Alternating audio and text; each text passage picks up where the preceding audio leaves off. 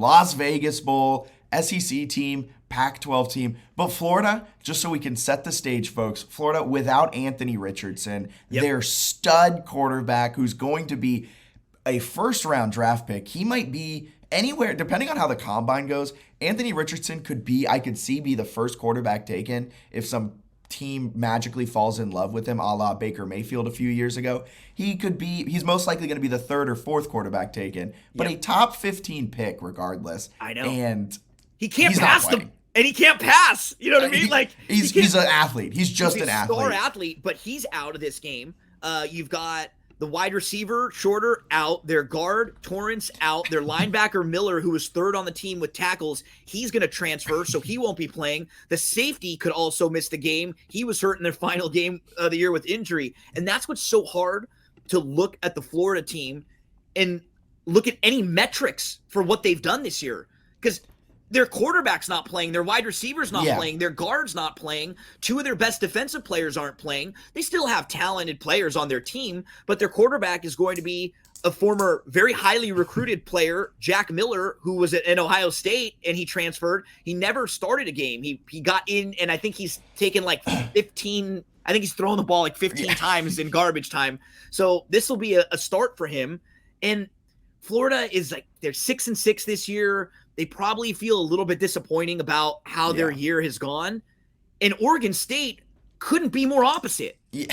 They feel awesome about their year. They are, 9-3 overall. Yep. They just beat their rival Oregon in a really awesome come from behind win. They went 6-1 against the spread in their final 7 games of the year, and they won all 4 of their last games to end on a really nice positive note. This is a new coach. They have a bunch of new younger players. So this is a really big stepping stone year for them. Heck, they should have beat USC this year. Yeah. They had USC beat in that game up at Oregon State, and USC got the balls bounced their way a few times. They were getting the Vikings syndrome that day for the Trojans. And this Oregon State team, beating Florida, even a down Florida team, would be huge for them recruiting moving forward to the next year.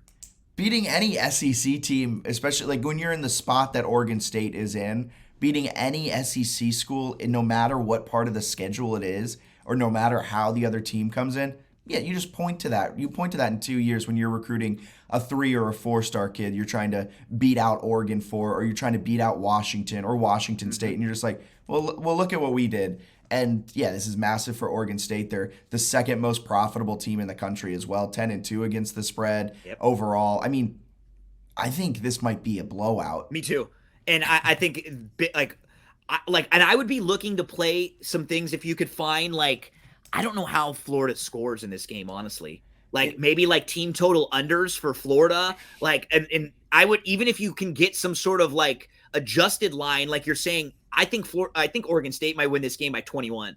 I really do. They're going to be so pumped for this spot, and they don't have to travel far either. It's in Vegas, so it's close for them. They'll probably have a nice contingent of fans that go over there to have fun and are excited to root for their team that's in a good spot for them this year. And what's great is for USC, for example, compare the spots. Yeah. I would rather play in this game. I'm not even joking, because for USC playing against Tulane now, they're going to be in a no-win situation where everybody expects them to win. Yes. USC doesn't really have any motivation for that game. They thought they were going to be playing for a national championship, and they spit it out. At least here you're playing a big name school like Florida, where if you beat them, it still can hold a little something for you. I mean, the Oregon State defense, they've only allowed 11 touchdowns passing this year. They have 12 interceptions. They're good. They're 27th in the nation in rushing. Their freshman running back Martinez, he's hit 100 yards in 6 straight games. I think they get up and then they just run the ball. Yeah. And it's going to be really tough for Florida to move the ball with an offense that's just we have no idea what to expect from them. Yeah, and this is an Oregon State offense too. Not only can they run it extremely efficiently, they pass it really well, 8.1 yards per attempt, which is just a mind-numbing number. They average 6.2 yards per play. Like, this is a really good Oregon State team that should be able to take advantage of a down year in Florida. Yeah, the quarterback, they made a change when their quarterback got hurt about halfway through the year, and then Goldbrinson came in, and they've won 6 of the 7 games that he played. Yep. He didn't really play very well against Oregon, which was funny because they won that game, but he had played well in all the games leading up. And yeah, I like this team a lot. And this was a team that, like you said, they're really good against the spread.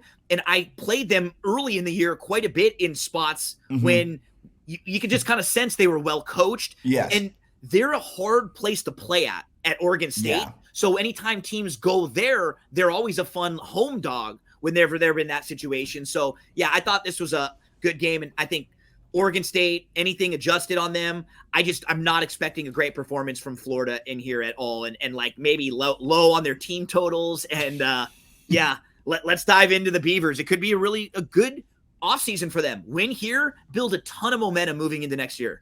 For sure. It's really interesting to me too. You look here, the lines or not the lines, but where the public is on this game. 52% of the public right now on Florida, which is very interesting. I don't see what the and this is what we were talking about in the last game. We normally like to fade the public. I think this is why. The public is all over Florida, yet the line is moving in favor of Oregon State. That tells you right there, the sharp money, the actual like bettors who make their money betting games, all over Oregon State. This isn't Tim Tebow, Florida team. Nope. This isn't even Richardson, Florida team that they were earlier this year.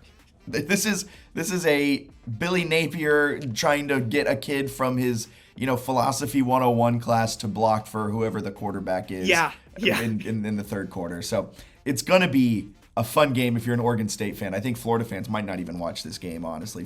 I don't think the Las Vegas Bowl is up to Florida fans' standards.